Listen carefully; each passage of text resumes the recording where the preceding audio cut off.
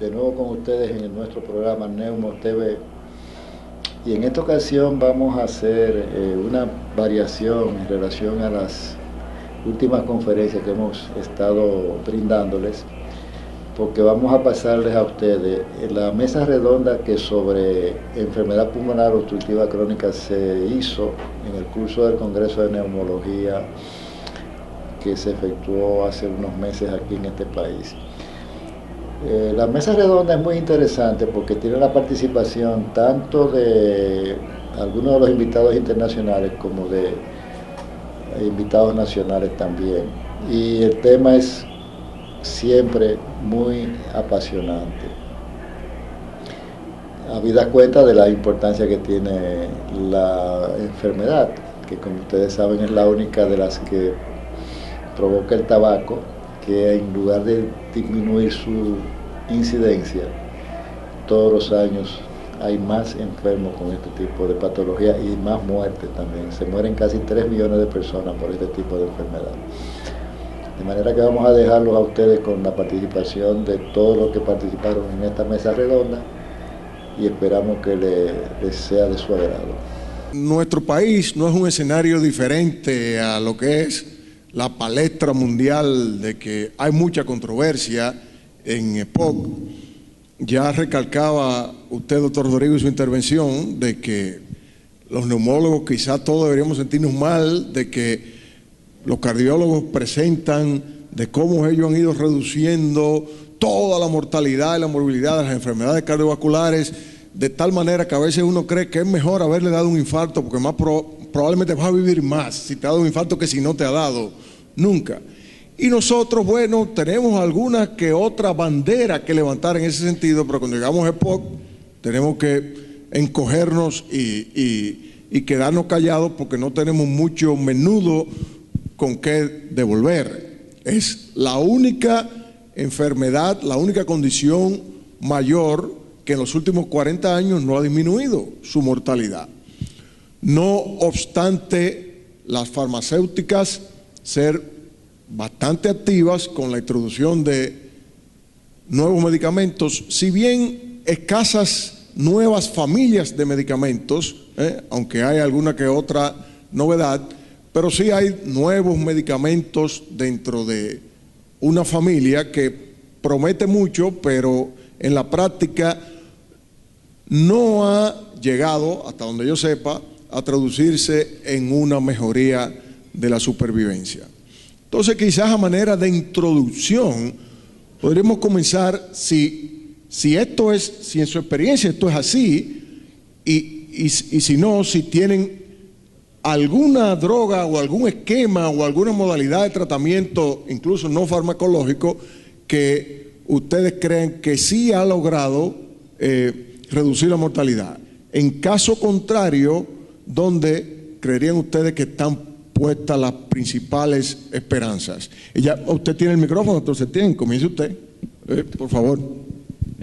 Bueno, creo que es un punto muy interesante lo que usted comenta, doctor, si realmente ha cambiado la mortalidad o no. Como hemos visto en las gráficas, creemos que no. Todavía no se ha logrado impactar lo suficiente en el aspecto del tabaquismo, que es un punto muy importante. La realidad es que la gente sigue fumando y sobre todo los grupos de edades muy tempranas empiezan a fumar y nosotros ya vemos las complicaciones de este punto. Tenemos también nosotros, por ejemplo, en México el problema o el gran problema de la biomasa, que la gente sigue teniendo la exposición a humo de leña. Entonces todos estos factores pues no han podido o no se han podido modificar como queremos. Creo que esto es un punto que irá cambiando con el paso del tiempo.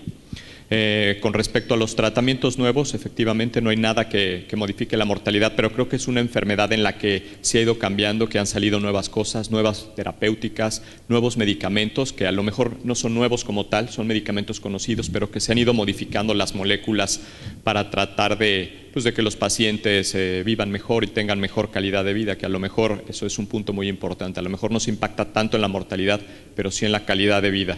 Creo que un punto también importante que no hemos tocado es, hemos hablado mucho de medicamentos en general, pero la rehabilitación pulmonar es muy importante. Es algo que normalmente no tomamos en cuenta y a veces nos preocupamos nada más por dar medicamentos o el oxígeno. Sin embargo, la rehabilitación, creo que esto es un punto muy importante que se debe de hacer hincapié en ello, ¿no? Doctor Torres. Gracias. Bueno, yo pienso que desde el punto de vista farmacológico no tenemos una gran expectativa en términos de disminuir la mortalidad, aunque hay información acerca de las bondades de algunos medicamentos en términos de supervivencia, pues esto es limitado si lo comparamos con otras formas como puede ser el cese del hábito tabáquico. Entonces, yo pienso que la gran deuda que tenemos nosotros como neumólogos en términos de mortalidad no es tanto en el ámbito farmacológico, yo creo que es en el ámbito de detección y en el ámbito epidemiológico. Si tenemos una enfermedad que 90% de subdiagnóstico existe, creo que hay que trabajar más en eso, dado que la esperanza de poder tener un impacto notable en términos de supervivencia con los fármacos es aún muy limitada, ¿no? O sea, ¿usted cree que quizás el primer paso, aún antes de luchar contra el tabaco, quizás sería mejorar nuestra certeza diagnóstica por la enorme cantidad de pacientes no diagnosticados que andan por ahí? Porque no podemos mejorar la supervivencia de algo que ni siquiera hemos diagnosticado, ¿verdad? Absolutamente correcto. Sí, es trabajar en paralelo, por supuesto, el cese del hábito tabáquico, eso es indiscutible por esto y por muchos motivos, pero paralelamente tenemos que tratar de identificar a los pacientes, porque lo veíamos ayer, 90% de individuos que andan en la calle no tienen diagnóstico, y eso es casi en cualquier país, unos más, otros menos. Y la mitad, al menos en América Latina, en el estudio platino, la mitad de los que están diagnosticados como EPOC o catalogados como EPOC no tienen EPOC. Entonces estamos tratando una cosa que ni siquiera sabemos qué es, entonces tenemos que popularizar la espirometría, tenemos que hacer un diagnóstico correcto, y porque la cuestión farmacológica pues está bastante estudiada, ¿no? Es decir, las bondades de los fármacos, que si es limítrofe o no, pero que si mejora la calidad de vida, bueno, eso creo que está bastante aterrizado, ¿no? El punto es, en términos masivos, ¿qué podemos hacer, ¿no? Disminuir el tabaquismo, hacer diagnóstico. Ahora, hacer diagnóstico es todo un tema, porque una cosa es hacer screenings o cribajes en población general, y otra cosa es hacer un case finding, ¿no? O sea, una búsqueda de casos en población en riesgo, que es otro tema en donde particularmente es donde se deben de hacer los esfuerzos, ¿no? Que es el fumador. 1 de cada 4 fumadores son los que reciben consejo para dejar de fumar en el consultorio del médico. O sea, 3 de cada 4 fumadores en el consultorio del médico nunca le dijeron que tenía que dejar de fumar. Entonces, caray, pienso que tenemos nosotros como médicos especialistas en medicina respiratoria una gran deuda en términos de diagnóstico, y no fincar toda la responsabilidad de la evolución de la enfermedad sobre las moléculas, que por supuesto son importantes, pero yo pienso que no vamos a poder alcanzar o tener un impacto muy importante aún con los nuevos medicamentos en términos de supervivencia. No creo que llegue a tener un impacto muy notable, más de 20%, por ejemplo, ¿no? Y ustedes ambos coinciden en que en México es un país, y sobre todo la Ciudad de México, es un lugar donde tiene una importancia singular fuentes no tabáquicas de enfermedad pulmonar obstructiva crónica como la polución y el medio ambiente. A los niveles de Pekín, por ejemplo, o peor o no tanto. Bueno, sí, sin duda tenemos un gran efecto de la biomasa, depende del área en la que estemos. La Ciudad de México es un poco menos, pero en el México rural es sin duda la principal causa, sobre todo en mujeres, ¿no? Y bueno, ahí hay todavía una cuestión social muy importante, que es la mejora, y hay un programa en México grande de estufas mejoradas. Entonces, a las mujeres se les instruye, bueno, más bien se les coloca una estufa apropiada, donde tiene una forma de que el humo salga al exterior y que las mujeres y los niños no estén expuestos a ese humo. Lo cual ya se demostró científicamente en el Blue Journal hace un par de años que tiene un efecto benéfico. El problema es cultural, o sea, el problema es muy arraigado, porque la gente, a pesar de que se les fabrique su estufa mejorada, no la quieren usar, ¿no? Entonces, bueno, ahí hay un problema cultural serio, pero a través del Ministerio de Desarrollo Social se está trabajando para que las mujeres tengan acceso a estufas mejoradas, y pienso que eso va a tener, si se logra popularizar, pues tener un impacto muy, muy bueno. Doctor Rodrigo, ¿qué usted cree de esto? Y añádanos un comentario. Nosotros desconocemos la realidad de la situación tabáquica actual en Uruguay. Sabemos que los argentinos fuman mucho y unos amigos argentinos que tenemos nos han dicho que ustedes siempre quieren imitarlos a ellos en todo, pero que nunca van a poder llegar porque ni tienen papa, ni tienen a Messi. ¿Cómo está eso del tabaco? No, en ese sentido creo que estamos mejor de tabaco a raíz de una iniciativa ya que lleva unos años, que se plasmó en ley, de hecho una ley bastante restrictiva. De hecho, digamos, lo primero que estableció es no dejar de fumar en ningún espacio público, o sea, no hay división, no hay ámbitos de fumadores, se eliminó totalmente todos los espacios públicos. Se ha limitado muchísimo la propaganda de las cajillas de cigarrillos, al punto que se ha restringido prácticamente a menos del 30% de la superficie.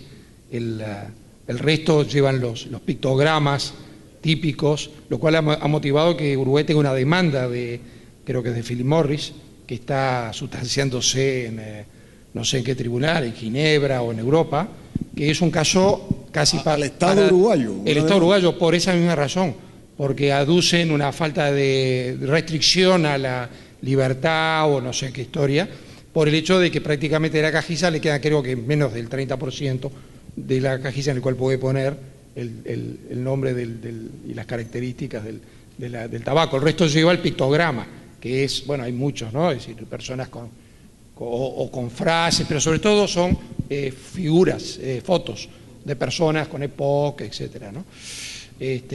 Bien, o sea que ahí hay un tema, y se menciona que ese caso es casi paradigmático, porque de alguna manera puede determinar a nivel mundial la tendencia de lo que, digamos, lo que va a pasar desde el punto de vista de la jurisprudencia mundial respecto a este tema.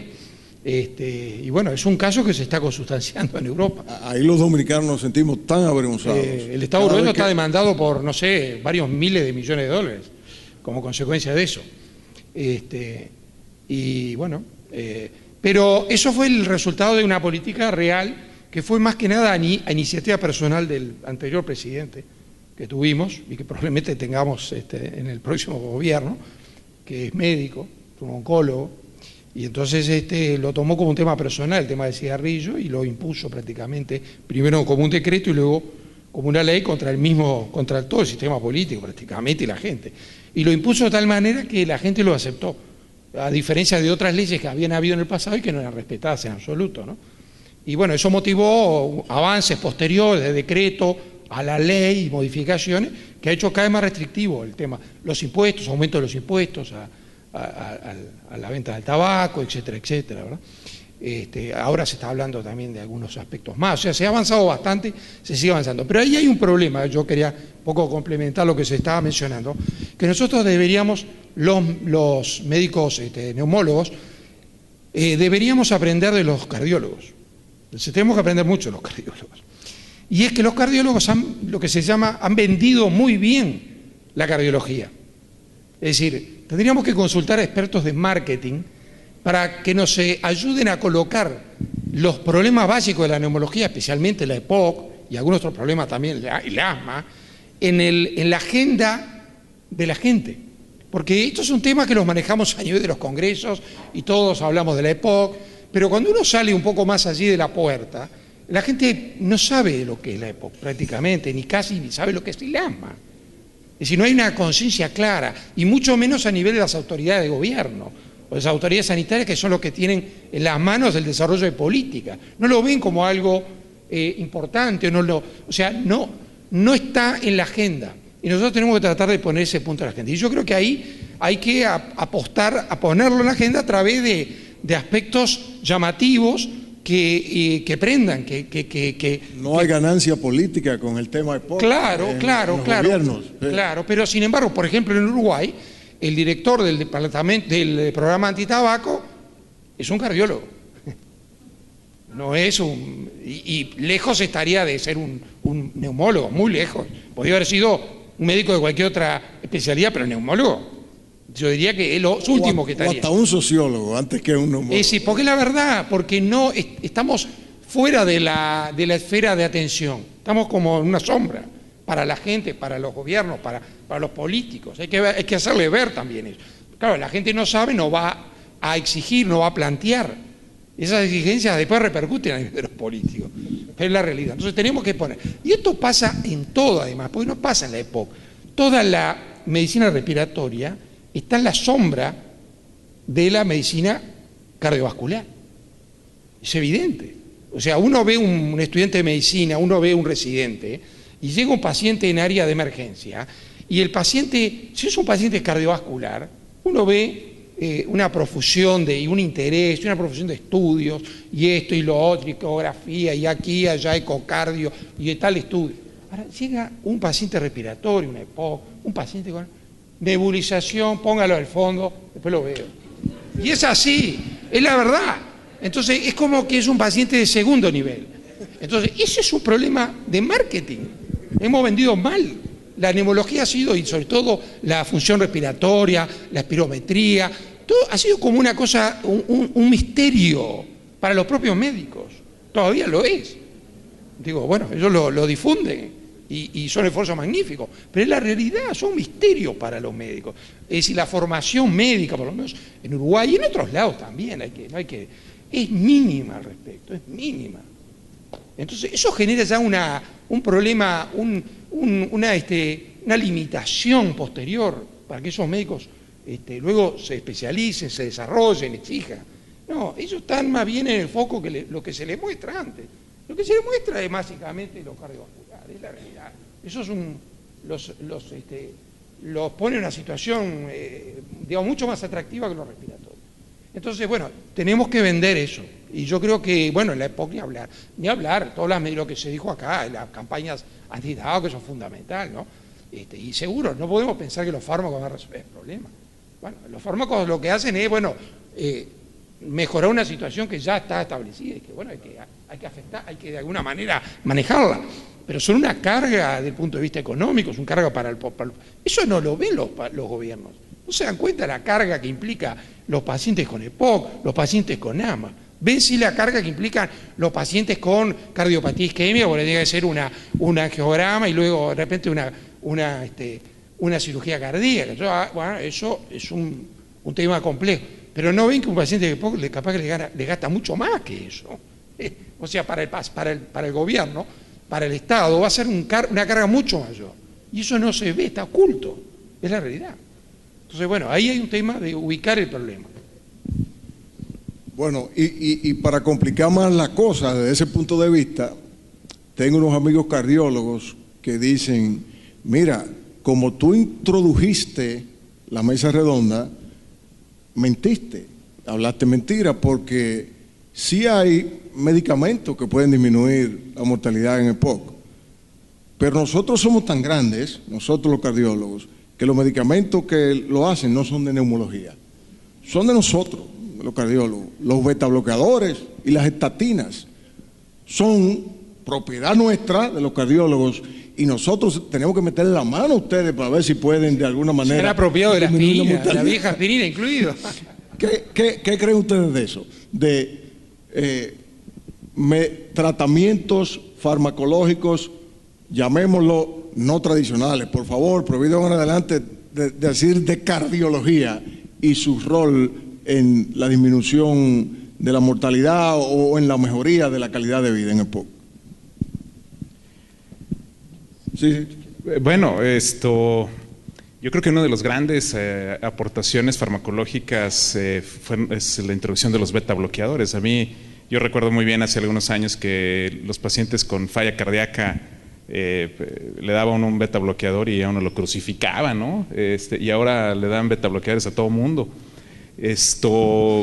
Y claro, yo pienso que mucho de este efecto de los betabloqueadores sobre la mortalidad pues es en la mortalidad general por las bondades que tiene y no es que disminuya la mortalidad propiamente de la enfermedad respiratoria, sino las bondades que tiene como un protector, entre comillas, de mortalidad general, como lo haría la aspirina, por ejemplo. Ahora, las estatinas, bueno, las estatinas cada vez encuentra uno manuscritos que se les va demostrando otros efectos bondadosos, por ejemplo, pues que es un potente antioxidante, y entonces se empieza a utilizar y se van encontrando nuevas ventajas de estos medicamentos, y eso podría mejorar el efecto a largo plazo o podría mejorar la supervivencia a largo plazo, pero no solo del respiratorio crónico, también del cardiópata crónico, también del que tiene una enfermedad neurodegenerativa, etcétera. Entonces yo creo que ahí hay muchísimas fuentes de variación y no creo que debamos de tomarlo muy optimista. Ahora, es otra cosa verdaderamente caótica, es el costo de la medicina actual, ¿no? Entonces uno va con un cardiólogo, como decía el doctor Rodrigo, y la lista de medicamentos es fantástica, y en lugares donde no hay subsidio, en mi país la mitad de la población no tiene acceso a seguridad social, pues el costo de esos medicamentos es verdaderamente oneroso para una ventaja pues limitada. No digo que no se den o que no se prescriban o que no se utilicen, pero como una herramienta para disminuir la mortalidad respiratoria lo considero muy débil la evidencia, ¿no? Yo creo que además ahí hay otro aspecto, justamente, que de alguna manera, bueno, a través de, no voy a entrar en las causas de este fenómeno, pero es un fenómeno real, los pacientes de alguna manera son sobretratados en el sentido siguiente. Por ejemplo, tenemos un paciente a nivel, digamos, de medicina general o de cardiología, con el colesterol elevado, se le da un fármaco, en vez de lo que hacer es evaluar su estado de vida, modificar su estilo de vida, promover el ejercicio, promover factores que por sí solos tienen más efecto que la medicación. Sin embargo, frecuentemente recurrimos a la medicación, aumentando los costos y logrando de hecho un beneficio menor para el paciente. Es decir, y dejándolo, incluso eso creo que es importante pensar que cuando hacemos eso, el paciente queda a merced del medicamento, o sea, pierde la propia capacidad que él tiene de cambiar las cosas, cambiando su estilo de vida. Solo con eso logra un beneficio enorme que ningún fármaco se lo puede dar, en términos generales, ¿no? De salud cardiovascular, respiratoria, etcétera, mortalidad general, mortalidad por lo que quiera. Bajan todos los índices, solo por caminar, no sé cuál es el umbral, pero pongámosle 4 veces por semana, más de 30 minutos. Solo con eso. Entonces, con eso solo ya se logra un beneficio extraordinario, que no hay fármaco que lo logre. Esa es la terapéutica mágica, la bala mágica. Sin embargo, no se promueve. Entonces, yo creo primero, aquí en el caso de la EPOC, volviendo al tema, el tabaco. Aquí hay que insistir en eso, porque eso es lo más importante. Hay que lograr, es una lucha muy difícil, entendámoslo, no es una lucha fácil, sobre todo porque la persona que obviamente ya fuma, como dice el otro día, hizo unas declaraciones nuestro expresidente, el doctor Tabaré Vázquez, dijo que contra las tabacaleras, y dijo que las industrias tabacaleras eran las únicas compañías o industrias que mataban el 50% de sus clientes. Y es verdad, es así. Son los únicos, es verdad, porque en general los clientes no, digamos, más bien... Bueno, pero ellos saben que vendrán otros. Pero es verdad, bueno, pero y bueno, entonces, obviamente, primero hay que tratar de que la gente no comience a fumar, porque es mucho más difícil dejar de fumar que comenzar a fumar. Yo creo que el esfuerzo en evitar a fumar, que sobre todo los adolescentes comiencen a fumar, eso es muy importante. Además es un hecho que uno lo ve hasta a nivel familiar. Es decir, uno ve una familia donde los padres no fuman y han tenido un mensaje claro, los hijos no fuman. Por lo menos la mayoría no, algunos quizá, depende del número de hijos que tenga, pero la mayoría no van a fumar. Y no van a fumar nunca. ¿Por qué? Porque tienen un mensaje ya establecido. Ahora, claro, si los padres fuman, después se dieron cuenta que no, pero mientras tanto los niños viven en un ambiente, es muy difícil. Y aparte a nivel ya sobre todo cuando entran en la enseñanza media, la acción de los pares, digamos, los compañeros, es un factor muy importante, ¿no? En el acceso al cigarrillo, es uno de los factores más importantes, ¿no? El probar, uno ofrece a los, y ahí arranca una espiral que a veces termina, la mayoría de veces termina en, digamos, un hábito. ¿Y usted qué piensa, doctor Cetín? Creo que es muy importante tomar en cuenta que el EPOC, considerarlo como una enfermedad sistémica, que es un proceso inflamatorio generalizado, no exclusivamente del pulmón, y que conlleva muchas comorbilidades. Hemos relacionado mucho la parte cardiológica. Un porcentaje muy alto de los pacientes con EPOC además tienen patología cardíaca y muchas otras, por ejemplo, depresión, ansiedad, osteoporosis, y son puntos que a veces no tomamos en cuenta y no lo analizamos así. Con respecto a los tratamientos, creo que sí, creo que tienen un papel los medicamentos, sobre todo estatinas empiezan a tener, y ya hay algunas investigaciones en EPOC. Ayer que comentábamos algo de disfunción endotelial, yo pienso que al ser un proceso inflamatorio sistémico, creo que va a haber algún papel importante. Todavía hay muchas cosas que tenemos que descubrir en el EPOC en relación a la inflamación.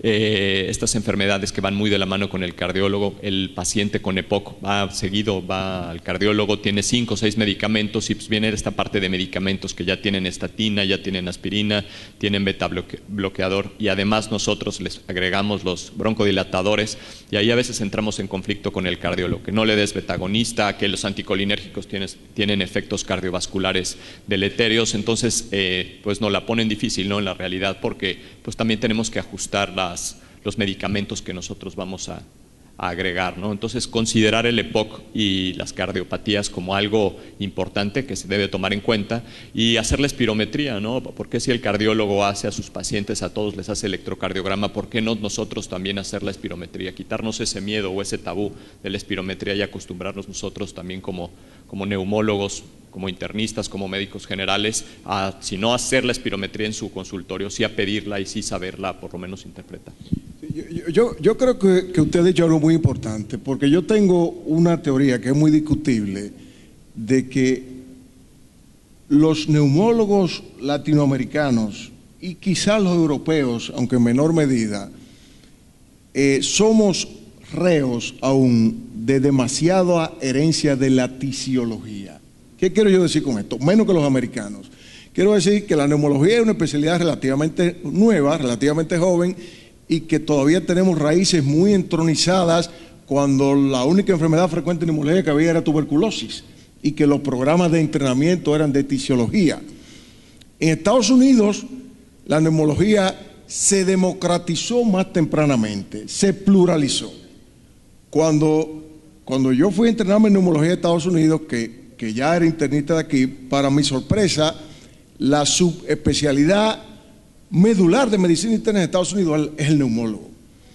Los casos más difíciles, a veces sin tener nada en el pulmón, van a caer a manos del neumólogo, porque el neumólogo es dueño de los intensivos médicos, hace la mayor parte de sueño. Fíjense, cuando yo regresé al país, los representantes, los visitadores a médicos de casas de anticoagulantes, le decían a algunos compañeros cardiólogos, que le decían: ¿tú visitaste al doctor? No, es lo que es neumólogo, yo lo que tengo es anticoagulante, yo lo que visito es cardiólogos e internistas, es lo que es neumólogo. Mientras que en Estados Unidos los neumólogos son los que principalmente dirigen a través del ACCP los consensos antitrombóticos y de anticoagulantes. Entonces, aunque por supuesto aún en Estados Unidos los cardiólogos son más jefes que los neumólogos, eso quizás se deja sentir menos que en Latinoamérica. Y en la medida en que, como acaba de decir el doctor Septién, los neumólogos de pleno derecho nos sintamos que, primero, que no solo somos neumólogos, sino que somos también internistas, y segundo, que los pulmones no son un área separada del resto del cuerpo, en esa medida nosotros entonces tendremos un mejor posicionamiento frente a los estamentos que proveen los fondos, sea Estado, sea gobierno, sean universidades, sea la industria farmacéutica. Porque yo pienso, y aquí quiero que ustedes comenten en ese sentido, de que una de las razones por las cuales nosotros no hemos logrado mejorar la mortalidad en EPOC es que quizás no le estamos dando todavía la importancia del rol que tienen las comorbilidades. Y fíjese, doctor Rodrigo, ayer cuando usted presentaba su conferencia de EPOC, en el último párrafo de la definición de GOL que usted transcribía, usted omitió una palabra clave. Usted decía comorbilidades y exacerbaciones juegan un rol importante. Sin embargo, el doctor Septién presentó ese slide más tarde y él no omitió esa palabra, que es en algunos pacientes, porque la definición de Gold dice en algunos pacientes, y para mí eso minimiza automáticamente el rol que Gold le está dando a las comorbilidades. Por eso lo omitió. Sí, por eso, me supuse que por eso lo omitió. ¿Qué les parece a ustedes en este sentido? Lo agarré ahí. No, la copié mal seguramente, Dios, pero... No, es verdad, sí, es verdad. Sí. Bueno, yo estoy de acuerdo con usted. Yo creo que los neumólogos, recuerdo cuando uno sale de la residencia, decían, yo neumólogo lo único que necesito es un estetoscopio, ¿no?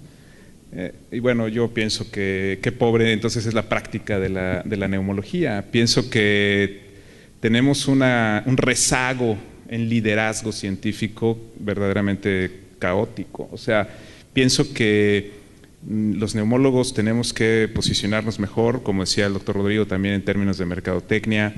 Tenemos que hacer valer nuestro liderazgo, tenemos que hacer más científica la neumología, ¿no? Esa parte artística me pone nervioso porque esa parte artística es donde echamos el costal un poco de nuestra ignorancia, ¿no? Entonces tenemos que trabajar por hacer una neumología más sofisticada, más científica, que ponga en nuestra práctica cotidiana el estado actual del conocimiento, ¿no? Y eso implica estudios de función respiratoria, implica técnicas nuevas de abordajes broncoscópicos, implica, por supuesto, medicina del dormir, y eso va planteando retos para los nuevos especialistas. Naturalmente que, aunque la base y el cimiento fue la tisiología, ahora los retos son mucho más extensos y tenemos que ir trabajando en ese sentido, ¿no? Yo creo que esto que ha sucedido en general, y siempre lo comentamos en los médicos neumólogos en general de América Latina, y me imagino que ustedes deben de vivir este problema, al ser una especialidad que va creciendo, vemos cómo las demás especialidades intentan acaparar los puntos importantes de las enfermedades pulmonares, ¿no? Entonces, ejemplos claros, por ejemplo, en asma, el alergólogo quiere tratarlo y no lo refiere al neumólogo, tromboembolia pulmonar, insuficiencia cardíaca las ven los cardiólogos, sueño lo ven los neurólogos o los psiquiatras, ¿no? Las enfermedades como la síndrome de apnea del sueño que hemos visto, y en general las diferentes, la pleura la ve el cirujano de tórax. O sea, creo que todo mundo va participando en las enfermedades pulmonares y pues poco a poco nos vamos quedando sin nada, ¿no? Entonces, mientras nosotros hagamos hincapié en estos puntos y nosotros defendamos como tal nuestra especialidad, es el momento en que vamos a lograr cambiar, pero creo que está en cada uno de nosotros intentar hacer este cambio, ¿no? Yo no sé si alguno de los presentes quisiera hacerle una pregunta puntual al panel, que ya se nos acaba el tiempo. Doctor Sturla, puntual. ¿Qué le parece a usted un tema tan controvertido que comenzó en el American Thoracic del 2011, donde ya comenzaron los médicos del mundo a hablar de células madre y su procedimiento para el proceso de curación de las enfermedades pulmonares? Sobre todo aquí en este país, que nosotros tenemos una lluvia de laboratorios de células madre, serios o no serios. Digo serios o no serios porque no estamos claros los estándares que hablaba el doctor en la pletismografía y otra cosa. Me gustaría saber qué le parece a usted eso y si hay alguna experiencia en los países de ustedes con el Romiflumas.